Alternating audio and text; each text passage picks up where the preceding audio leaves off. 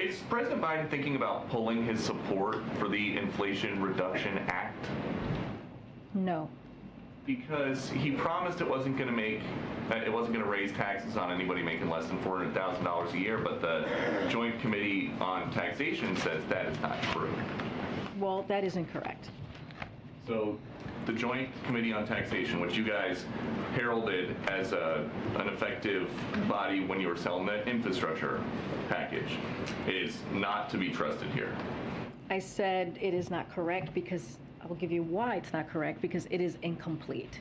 The JCT report that we're currently seeing is incomplete because it omits the actual benefits that Americans would receive when it comes to prescription drugs, when it comes to lowering energy costs like utility bills. It does not include that. And we have some experts, don't have to trust me, we have experts that say the exact same. Kimberly Clausing from UCLA, many key factors are left out in these tables, including, importantly, the effect of deficit reduction, the positive effects of the spending on clean energy, and the benefits from low drug prices, as I just stated. Seth Honlin, Center for American Progress. Republicans don't mention that JCT analysis includes an imputation of corporate taxes, i.e. the 15% minimum on corporations with less than $1 billion of profits to income groups, but does not include the major provisions that benefit people, including the tax cuts and drug savings, prescription drug savings to be specific. So those two analyses that he's referring to was one from Moody's Analytics, another one from Penn Wharton, both of which said that this legislation would do little to curb inflation.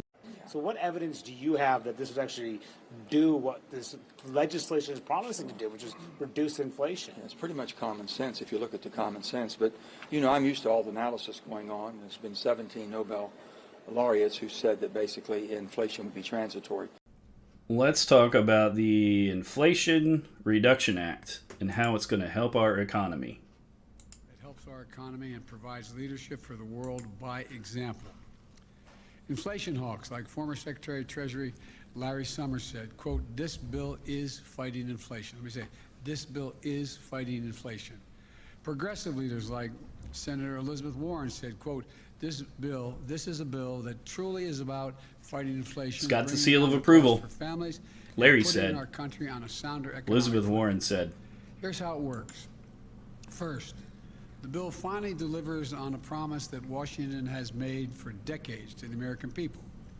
We're giving Medicare the power to negotiate for lower prescription drug prices, which means seniors and consumers will pay less for their prescription drugs. Medicare will save in the process about $290 billion.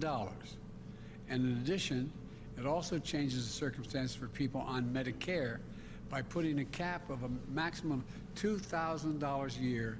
They have to pay no more than $2,000 a year no matter how many prescriptions they have. So he knows exactly how much they're going to save just by getting the ability to negotiate the drug prices. And $2,000 a year cap, no matter what drugs you take.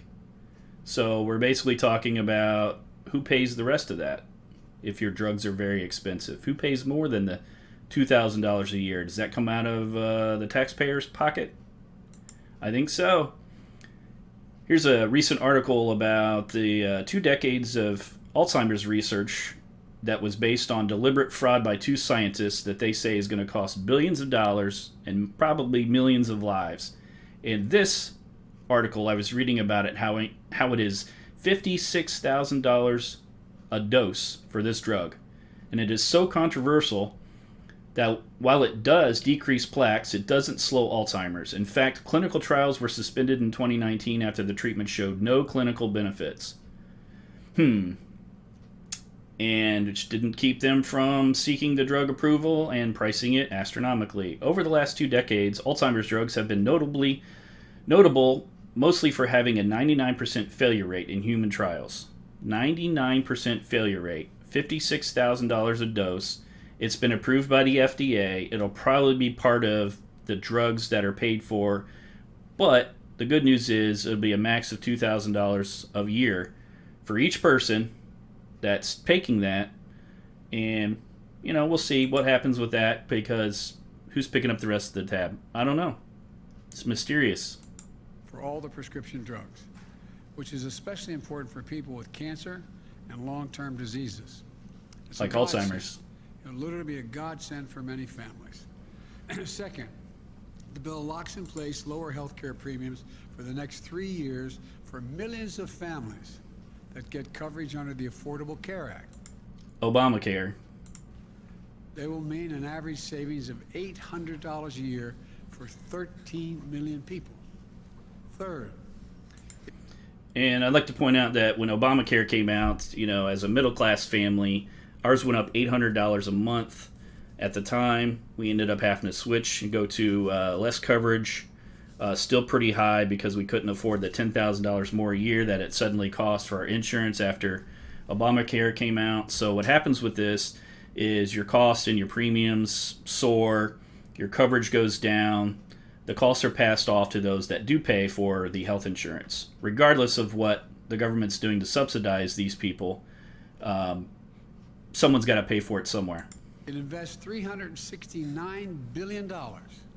Granted, I call for 500 plus, but it invests $369 billion to secure our energy future and to address the climate crisis, bringing down family energy bills by hundreds of dollars by providing working families tax credits. Hundreds of dollars. It gives folks rebates to buy new and efficient appliances, to weatherize their homes. Can spend it on tax gas. credits for heat pumps and rooftop solar.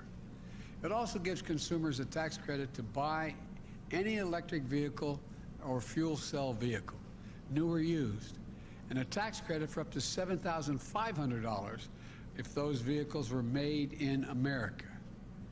This investment in environmental justice is real.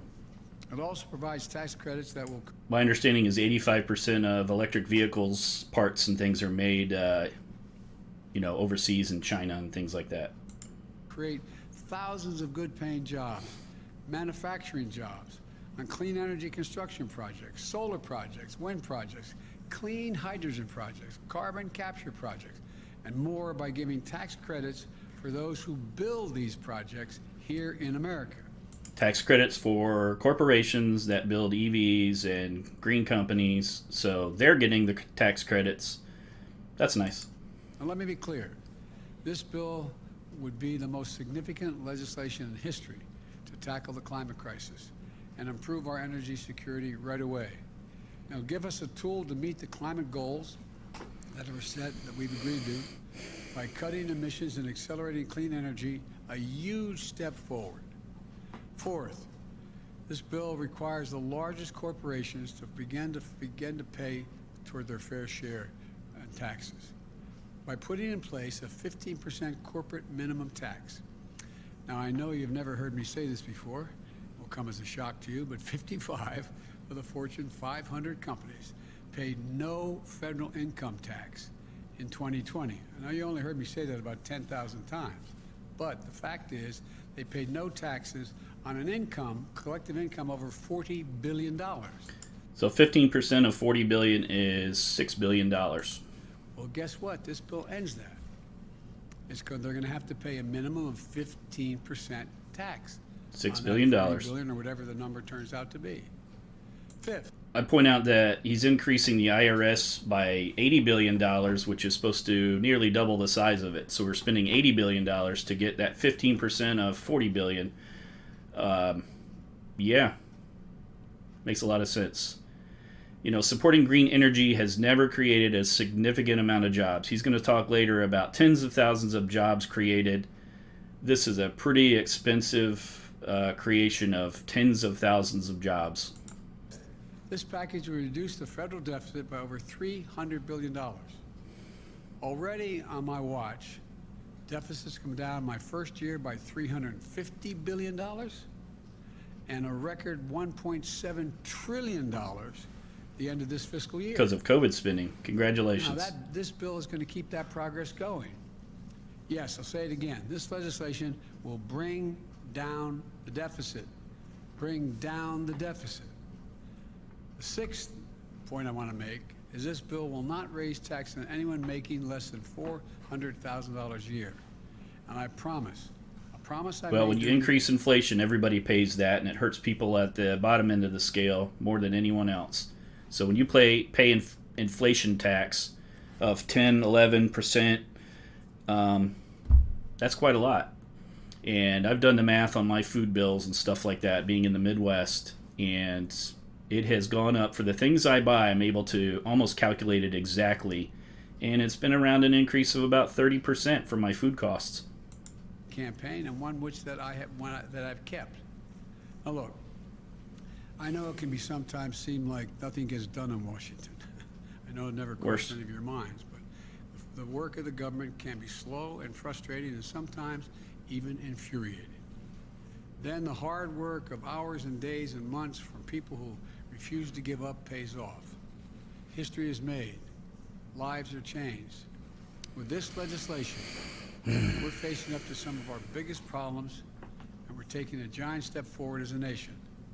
That didn't just happen on this Inflation Reduction Bill.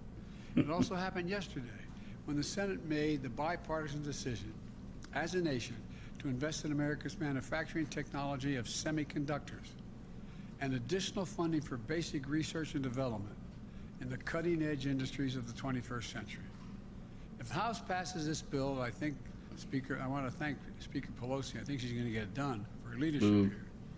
It has added to the benefit. It has the added benefit of creating tens of thousands of good-paying additional Tens of good-paying thousands of jobs. jobs, lowering inflation. All right. Hey guys, Only cost $750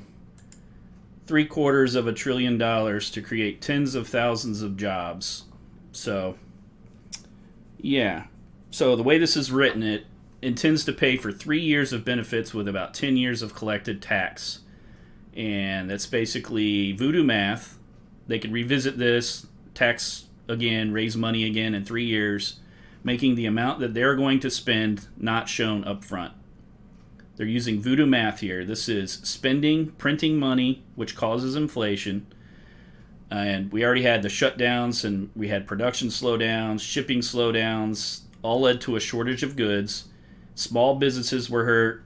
They're the ones more likely to charge smaller prices. That's going to be gone.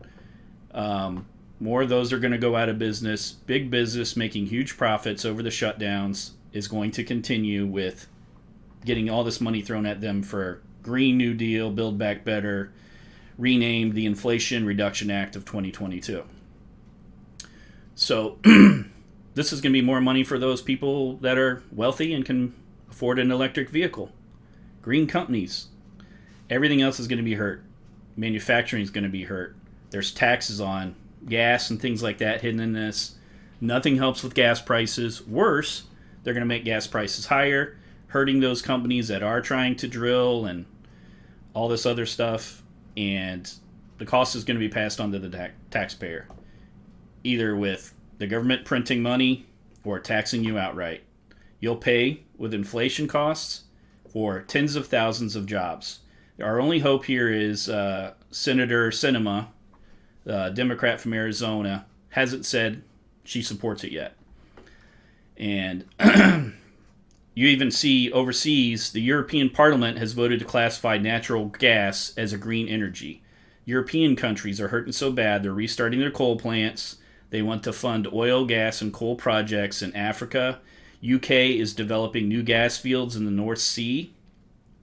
And what all this shows is that our U.S. president is completely out of touch with how energy works, how small the clean, green energy is in the U.S., and how it cannot be replaced with bills like this because they do not work.